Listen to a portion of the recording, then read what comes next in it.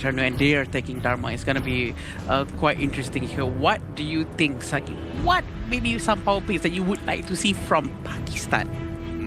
I think, first of all, maybe they could take away the Lapu Lapu here, but since it's still open and available, I think Philippines, they will want to go in with a wombo combo playstyle with the Lapu Lapu and also the Dharma here. They do take the Arlie and also Xiao Qiao here as the 1-2 coming in for Golden and also Dragon. They're twins, by the way. Oh yeah, I did. Yeah, I remember that, yeah. Oh, but this time the Mozart picked up. Okay.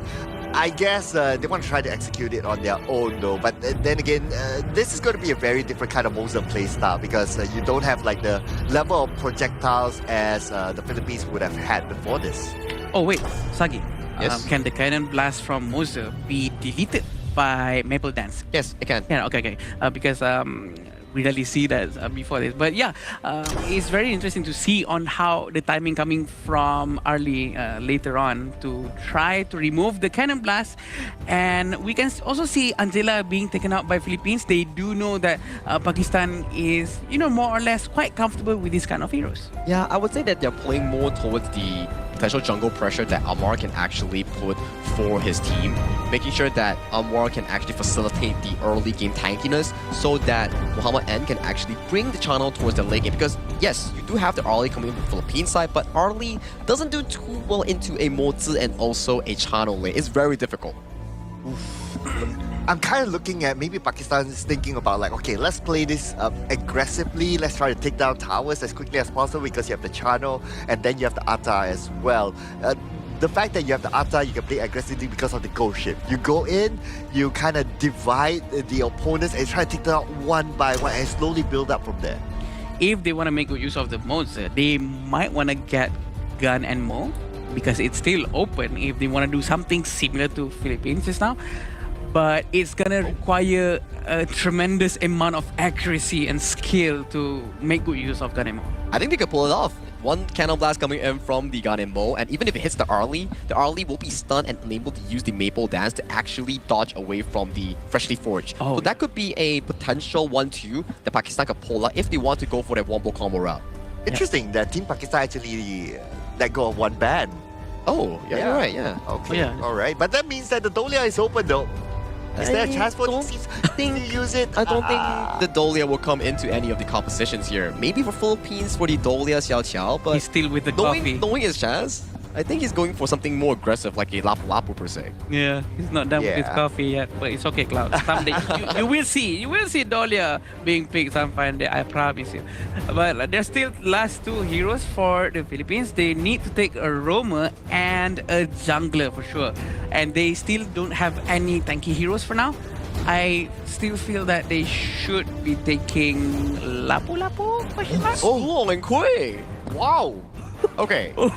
The rope. Team Philippines are being like, okay guys, let me show you how it's done. I'm gonna teach you how to play this exact matchup. Oh boy. Previously it was Charles on the Mozi and it was also Uzair on the Quaker. Now it's a switch between two players.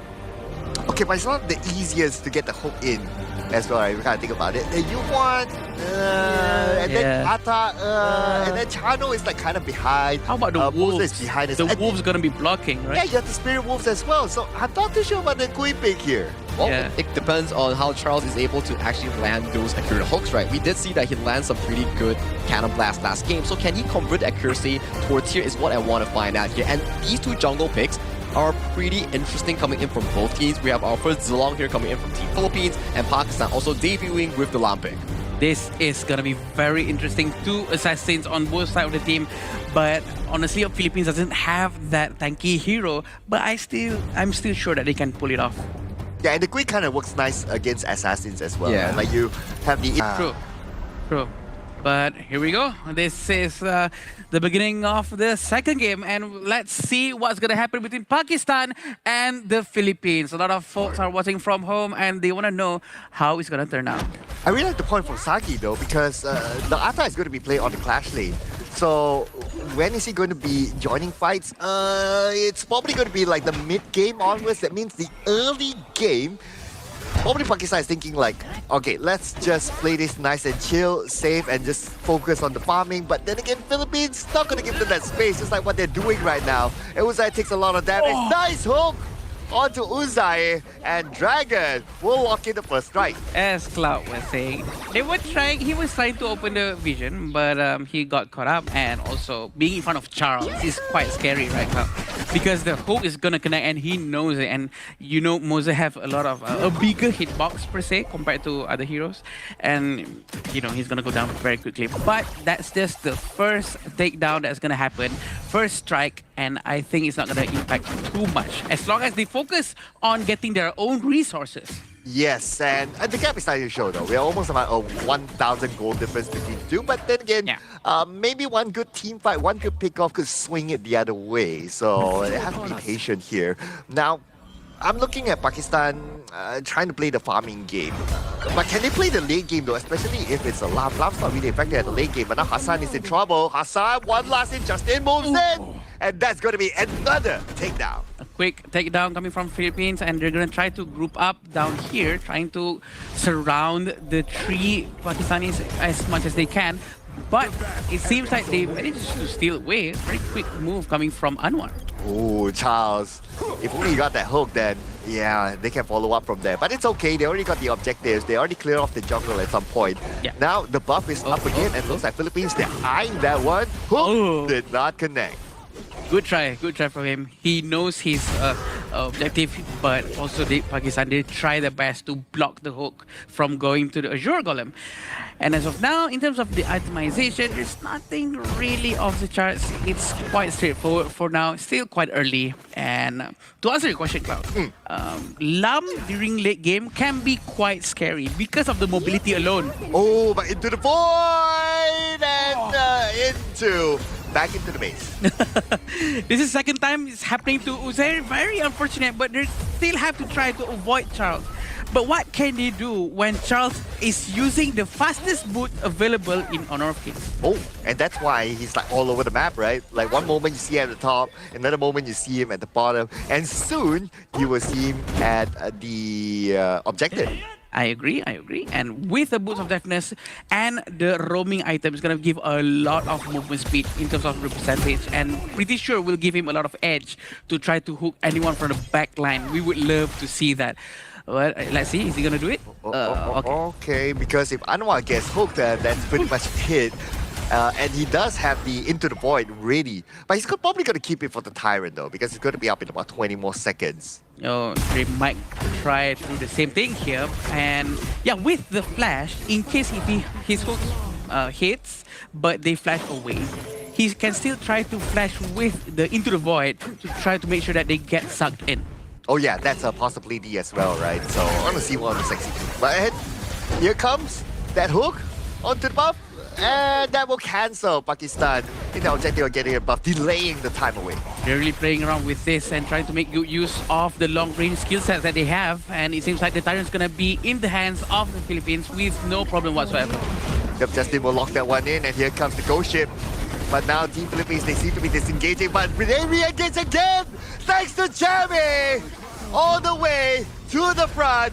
And one by one, Team Pakistan will fall into the hands of Team Philippines. And Isro had to be used to run away, and they're trying to defend mid lane tower as much as they can. But no, they want to go to the golem. Can they steal this? That's the question. They managed to do so with just the punches coming from Chami. Just like that, he just like walks in and takes it home for free. And there was nothing much that Team Pakistan could do about that situation. And while all that was happening, there was a split push at the bottom. Yeah, and this is what happens right after the Tyrant. They really try to force the war, even though the Tyrant buff has been taken by the Philippines, and they try their best to get one, but they get punished. Muhammad goes down, and I think that they're gonna try to focus more on objectives from now on. It all depends on the positioning coming from Charles. Yeah, it almost feels like deja vu, right? Like Team Pakistan is not able to get into the jungle side of Team Philippines, when right now Team Philippines is starting to invade the jungle. And they're eyeing Muhammad H at the top though. So we have Cammy there. Okay, Golden will be together with him. And this is their moment to try to take down this tower. Yeah, it depends on how much damage they have to go for Muhammad. But is Muhammad going to stay there or is he going to pull back? Quite smart from him. Maybe he's expecting the rest of the team to be nearby them. But apparently, Philippines is all over the Azure Golem and they managed to hook one. Oh, and here comes Dragon with a hot streak. And not only that, they will surely lock in the Azure Golem. There's nothing much that Team Pakistan can do about this. They will lose the buff. Very fast, decisive play coming from the Philippines. A good Uzame! All the way across the wall to get another takedown. Beautiful hook though. But then again, Hassan says, no, no, no.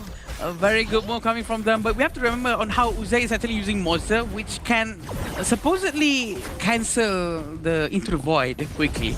But again, they're going to be focusing on the tier 2 tower in the mid lane, and the stun is still coming, but he's just got a hook, the closest one to him, but he did not manage to get the takedown. Yeah, that will force Uzay to use the flash to get away to safety. So no flash for Uzay at this moment, so he can't do that flash forward, thing inside the box sort of move. Now Charles is waiting on the side, and that's going to be another hook, but this time it will not connect. It's going to be a bit hard against Muhammad using Atta. Atta also have CC immune if he times it right. And now it all depends on how Pakistan is going to play their cards. Are they going to defend all they can towards the top lane, or are they just going to let it go?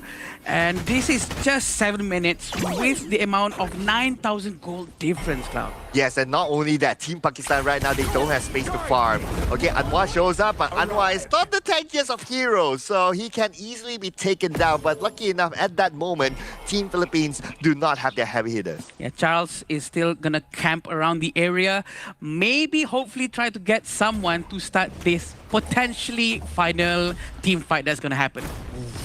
Okay, and they're looking for it, right? We can see that Team Philippines, they're gathering together. If they have an opportunity, especially if Charles is able to get a good hook into the void, that's where they will follow up, and then the next tower might fall.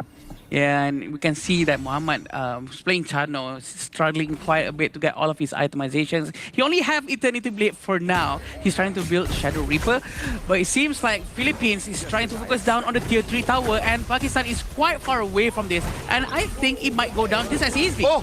They managed to get a hook, and there goes Uzay will fall to the hands of Jamie, and Jamie goes all the way to the back. Double strike for Jamie, make that triple strike, looking for more. Muhammad moving to the next target. Who will get it? He's holding on for dear life, but then again, he still falls. Anwar, last man standing, can he actually do it? The answer is no! Rampage to Jamie, and an ace to Team Philippines.